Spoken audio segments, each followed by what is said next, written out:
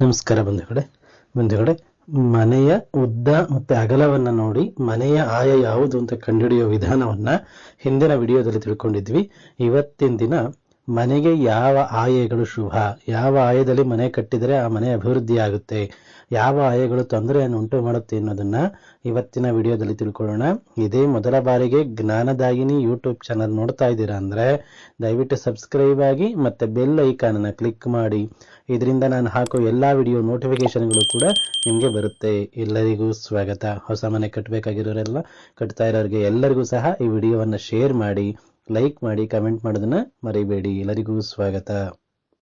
ಬಂಧುಗಳೇ, ಹಿಂದಿನ ವಿಡಿಯೋದಲ್ಲಿ ಮನೆಯ ಉದ್ದ ಮತ್ತೆ ಅಗಲವನ್ನ ನೋಡಿ ಮನೆಯ ಆಯವನ್ನು ಹೇಗೆ ಕಂಡುಹಿಡಿಯೋದು ಅನ್ನೋದನ್ನ ತಿಳ್ಕೊಂಡಿದ್ವಿ. ಅದೇ ವಿಚಾರವನ್ನ ಮುಂದುವರಿದ ಭಾಗವನ್ನ ಯಾವ ಆಯಗಳು ಶುಭ ಅನ್ನೋದನ್ನ ಇವತ್ತಿನ ವಿಡಿಯೋದಲ್ಲಿ ತಿಳ್ಕೊಳ್ಳೋಣ. ಬಂಧುಗಳೇ, ಆಯ ನೋಡೋದು ಗೊತ್ತಾಗಿದೆ ಅಲ್ವಾ? ಉದ್ದ ಮತ್ತೆ ಅಗಲ ಎರಡನ್ನು ಗುಣಿಸಿ ಬಂದ ಉತ್ತರವನ್ನ 8ರಿಂದ ಭಾಗಿಸಿದಾಗ ಏನು ಉದ್ದ ಮತ್ತೆ ಅಗಲ ಎರಡನ್ನು ಒಂದು ಪಾಯದ ತುದಿಯಿಂದ ಇನ್ನೊಂದು ಪಾಯದ ಕೊನೆಯವರೆಗೆ ಆ ಉದ್ದ ಮತ್ತೆ ಅಗಲ ಎರಡನ್ನೂ ಗುಣಿಸಿ ಬಂದ ಉತ್ತರವನ್ನ 8ರಿಂದ ಭಾಗಿಸಿದಾಗ ಶೇಷ ಸಂಖ್ಯೆ ಏನು ಉಳಿಯುತ್ತೋ ಅದು ಮನೆಯ ಆಯದ ಸಂಖ್ಯೆ ಆಗಿರುತ್ತದೆ. ಉದಾಹರಣೆಗೆ ಈಗ ಯಾವುದೋ ಒಂದು 17, 21 ತಗೊಂಡ್ವಿ ಅಂತ ನೋಡಿ, 17, 21 ಗುಣಿಸಿ ಅದನ್ನು 8ರಿಂದ ಭಾಗಿಸಿದಾಗ ಶೇಷ 5 ಉಳಿಯುತ್ತದೆ, ಅದು ವೃಷಭಾಯ. ಹಾಗೇನೆ ಆ ಶೇಷ ಸಂಖ್ಯೆ ಒಂದೇನಾದ್ರೂ ಉಳಿದ್ರೆ, ಶೇಷ ಸಂಖ್ಯೆ 1 ಉಳಿದರೆ ಧ್ವಜಾಯ, ಶೇಷ ಸಂಖ್ಯೆ 2 ಉಳಿದರೆ ಧೂಮ್ರಾಯ, ಶೇಷ ಸಂಖ್ಯೆ 3 ಉಳಿದರೆ ಸಿಂಹಾಯ, ಶೇಷ ಸಂಖ್ಯೆ 4 ಉಳಿದರೆ ಶ್ವಾನಾಯ, ಶೇಷ ಸಂಖ್ಯೆ 5 ಉಳಿದರೆ ವೃಷಭಾಯ, ಶೇಷ ಸಂಖ್ಯೆ 6 ಉಳಿದರೆ ಖರಾಯ, ಶೇಷ ಸಂಖ್ಯೆ 7 ಉಳಿದರೆ ಗಜಾಯ, ಶೇಷ ಸಂಖ್ಯೆ 8 ಉಳಿದರೆ 8 ಉಳಿಯೋದಿಲ್ಲ ಅನ್ಕೊಂಡು 0 ಬಂದಾಗ, ಭಾಗಲಬ್ಧ 0 ಬಂದಾಗ ಮನೆ ಭಾಜಕ ಸಂಖ್ಯೆಯನ್ನೇ ಆಯವಾಗಿ ಪರಿಗಣಿಸಬೇಕು.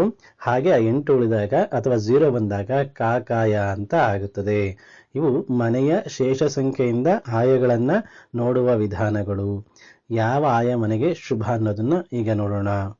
ಬಂಧುಗಳೇ, ಒಂದೊಂದು ಆಯಗಳು ಒಂದೊಂದು ರೀತಿಯ ಫಲವನ್ನು ಕೊಡುತ್ತವೆ.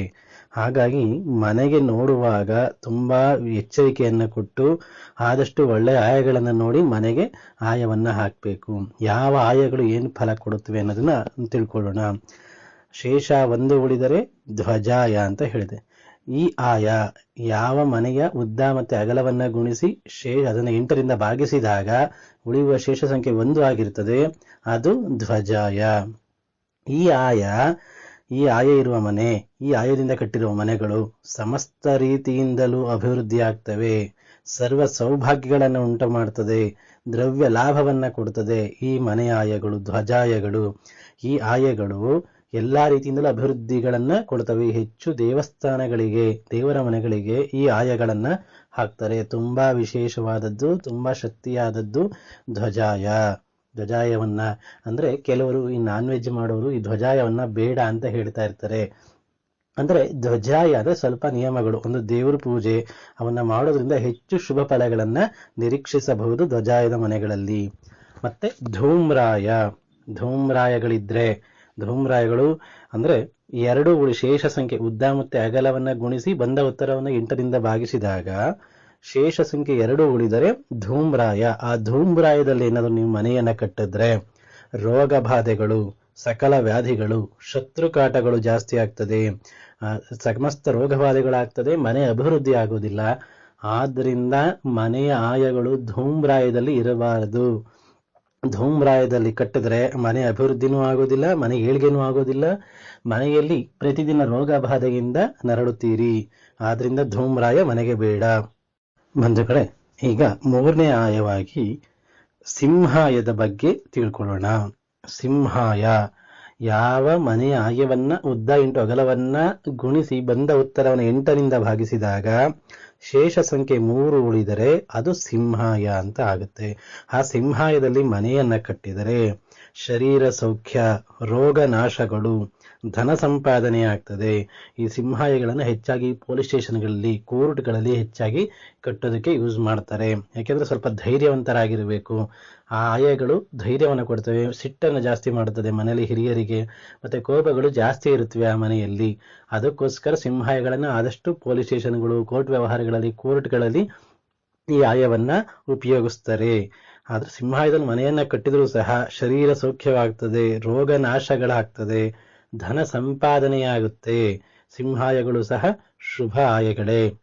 ಮತ್ತೆ ಶುನಕಾಯ, ಈ ಆಯ ಬಗ್ಗೆ ಸರಿಯಾಗಿ ತಿಳ್ಕೊಂಡಿರ್ಬೇಕು. ಶುನಕಾಯ, ಯಾವ ಮನೆಯ ಉದ್ದ ಮತ್ತೆ ಅಗಲವನ್ನ ಗುಣಿಸಿ ಬಂದ ಉತ್ತರವನ್ನು 8ರಿಂದ ಭಾಗಿಸಿದಾಗ ಶೇಷ ಸಂಖ್ಯೆ 4 ಉಳಿದರೆ ಅದು ಶ್ವಾನಾಯ.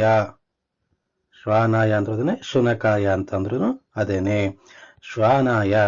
ಶ್ವಾನ ಅಂದ್ರೆ ಅಥವಾ ಶುನಕಾಯ ಅಂತಂದ್ರೆ ನಾಯಿಗಳ, ಶ್ವಾನ ಅಂದ್ರೆ ನಾಯಿ ಅಂತ. ಅಂದ್ರೆ ಕಲಹಗಳು.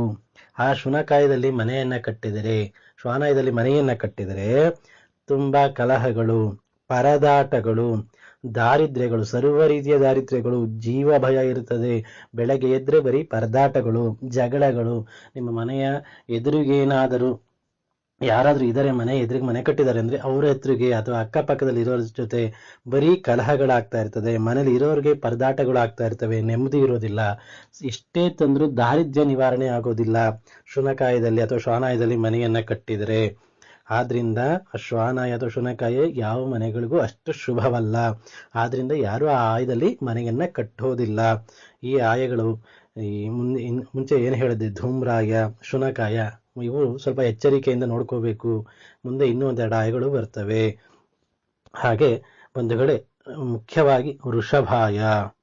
ವೃಷಭಾಯ ಯಾವ ಮನೆಯ ಆಯ ಉದ್ದ ಮತ್ತೆ ಅಗಲವನ್ನ ಎರಡನ್ನು ಗುಣಿಸಿ ಬಂದ ಉತ್ತರವನ್ನು 8ರಿಂದ ಭಾಗಿಸಿದಾಗ ಶೇಷ ಸಂಖ್ಯೆ 5 ಉಳಿದರೆ ಅದು ವೃಷಭಾಯ. ಆ ವೃಷಭಾಯದಲ್ಲಿ ಏನಾದರೂ ಮನೆಯನ್ನ ಕಟ್ಟಿದರೆ ಸರ್ವ ರೀತಿಯಿಂದಲೂ ಕಲ್ಯಾಣ, ವಂಶಾಭಿವೃದ್ಧಿ, ಧನಧಾನ್ಯ ಸಮೃದ್ಧಿ ಆಗುತ್ತದೆ. ವೃಷಭಾಯ ತುಂಬಾ ಶ್ರೇಷ್ಠವಾದ ಆಯಗಳಲ್ಲಿ ಇದು 2ನೇ ಆಯ. ಧ್ವಜಾಯ ಬಿಟ್ರೆ ವೃಷಭಾಯ ತುಂಬಾ ಶ್ರೇಷ್ಠವಾದದ್ದು. ಈ ವೃಷಭಾಯದಲ್ಲಿ ಮನೆಯನ್ನ ಕಟ್ಟಿದರೆ ಸರ್ವ ರೀತಿಯಿಂದಲೂ ಅಭಿವೃದ್ಧಿ, ವಂಶಾಭಿವೃದ್ಧಿಗಳಾಗ್ತವೆ, ಧನಧಾನ್ಯ ಅಭಿವೃದ್ಧಿ ಆಗ್ತದೆ. ಒಂದು ಲೆವೆಲ್ಗೆ ಸಂಸಾರ, ಮನೆತನ ನಡ್ಕೊಂಡು ಹೋಗ್ತಾ ಇರುತ್ತದೆ, ಯಾವುದೇ ಏರುಪೇರುಗಳಿರೋದಿಲ್ಲ. ಆದ್ರಿಂದ ವೃಷಭಾಯಗಳು ಸಹ ತುಂಬಾ ವಿಶೇಷವಾದದ್ದು. ಮತ್ತೆ ಖರಾಯ, ಯಾವ ಮನೆಯ ಉದ್ದ ಅಗಲವನ್ನ ಗುಣಿಸಿ 8ರಿಂದ ಭಾಗಿಸಿದಾಗ ಶೇಷ ಸಂಖ್ಯೆ 6 ಉಳಿದರೆ ಆ ಆಯಕ್ಕೆ ಖರಾಯ ಅಂತ ಹೇಳ್ತಾರೆ. ಆ ಖರಾಯದಲ್ಲಿ ಮನೆಯನ್ನ ಕಟ್ಟಿದರೆ ಸರ್ವ ದಾರಿದ್ರ್ಯಗಳು ಆ ಮನೆಯಲ್ಲಿ ಇರ್ತವೆ. ವಾಸ ಮಾಡಲು ನೆಮ್ಮದಿ ಇರೋದಿಲ್ಲ, ಅಲ್ಲಿ ಇರುವವರಿಗೆ ಏಳಿಗೆ ಉಂಟಾಗೋದಿಲ್ಲ, ಆ ಮನೆ ಪ್ರಗತಿ ಉಂಟಾಗೋದಿಲ್ಲ. ಸರ್ವ ದಾರಿದ್ರ್ಯಗಳು ತುಂಬಿಕೊಂಡು ಆ ಮನೆಯಲ್ಲಿ ವಿಲಕ್ಷಣವಾದ, ಅಲಕ್ಷಣವಾದ ಘಟನೆಗಳು ನಡೀತಾ ಇರುತ್ತವೆ. ಆದ್ರಿಂದ ಖರಾಯ ಮನೆಗೆ ಅಷ್ಟು ಶುಭವಲ್ಲ. ಯಾವುದೇ ಮನೆಗಳಿಗೂ ಅಷ್ಟೇನೆ ಖರಾಯ ಅಷ್ಟು ಶುಭವಲ್ಲ. ಮತ್ತೆ ಮುಂದಿನ ಆಯ ಗಜಾಯ. ಗಜಾಯ ಅಂದ್ರೆ ಆನೆಯಂತ ಆಯ. ಗಜಾಯ ಅಂದ್ರೆ ಆನೆಯಂತೆ ಬಲ ಇರ್ತದೆ ಅಂತ. ಯಾವ ಮನೆಯ ಉದ್ದ ಮತ್ತೆ ಅಗಲವನ್ನ 2ನ್ನು ಗುಣಿಸಿ ಬಂದ ಉತ್ತರವನ್ನು 8ರಿಂದ ಭಾಗಿಸಿದಾಗ ಶೇಷ ಸಂಖ್ಯೆ 7 ಉಳಿದರೆ ಅದು ಗಜಾಯ. ಆ ಗಜಾಯದಲ್ಲಿ ಏನಾದರೂ ಮನೆಯನ್ನ ಕಟ್ಟಿದರೆ ಸರ್ವ ರೀತಿಯಲ್ಲೂ ಅಭಿವೃದ್ಧಿ, ಆರೋಗ್ಯ ಭಾಗ್ಯ, ಸರ್ವ ಕಾರ್ಯ ವಿಜಯ, ಆನೆಯಂತೆ ಬಲ. ಆದ್ರೆ ಗಜಾಯದಲ್ಲಿ ತುಂಬಾ ಒಳ್ಳೆ ಆಯ ಇದು ಸಹ. ಆದ್ರೆ ಆರೋಗ್ಯ ಭಾಗ್ಯಗಳು ತುಂಬಾ ಆಗುತ್ತೆ, ಸರ್ವಕಾರಿ ವಿಜಯಗಳು ಆಗುತ್ತೆ. ಆದ್ರೆ ಎದುರಿಗೆ ಸಿಂಹಾಯಗಳು ಇರಬಾರ್ದು ಅಂತ ಹೇಳ್ತಾರೆ. ಸಿಂಹಾಯದ ಮನೆಗಳು ಇರಬಾರ್ದು ಅಂತ ಹೇಳ್ತಾರೆ. ಆನೆಗೂ ಸಿಂಹಗೂ ಆಗಿ ಬರಲ್ಲ ಅಂತ ಕೆಲವು ವಿಧಾನಗಳಲ್ಲಿ ಹೇಳ್ತಾರೆ. ಕೆಲವು ಪುಸ್ತಕಗಳಲ್ಲಿ ಗಜಾಯದಲ್ಲಿ ಮನೆಯನ್ನು ಕಟ್ಟಿದರೆ ದ್ವಿಭಾರ್ಯ ಯೋಗಗಳು ಆಗುತ್ತವೆ, ಅಂದ್ರೆ 2 ಮದುವೆ ಯೋಗಗಳು ಸಹ ಆಗುತ್ತವೆ ಅಂತ ಕೆಲವರು ಹೇಳ್ತಾರೆ. ಆದ್ರಿಂದ ಗಜಾಯ ಏನು ಪರವಾಗಿಲ್ಲ, ಆಯಗಳು ಒಳ್ಳೆಯದೇನೆ.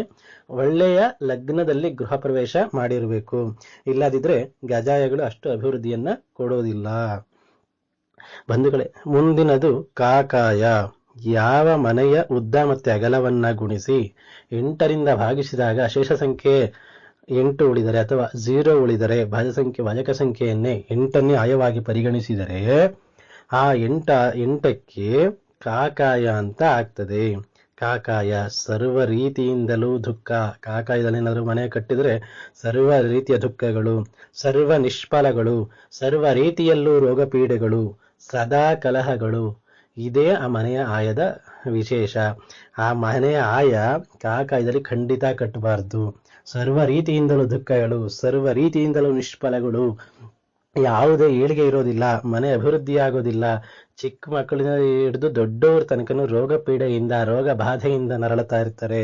ಸದಾ ಕಲಹಗಳು ಇರ್ತದೆ ಕಾಕಾಯದ ಮನೆಗಳಲ್ಲಿ. ಆದ್ರಿಂದ ಮನೆಯನ್ನ ಕಟ್ಟಬೇಕಾದ್ರೆ ಆಯಗಳ ಕಡೆ ಹೆಚ್ಚು ಗಮನವನ್ನು ವಹಿಸಬೇಕು.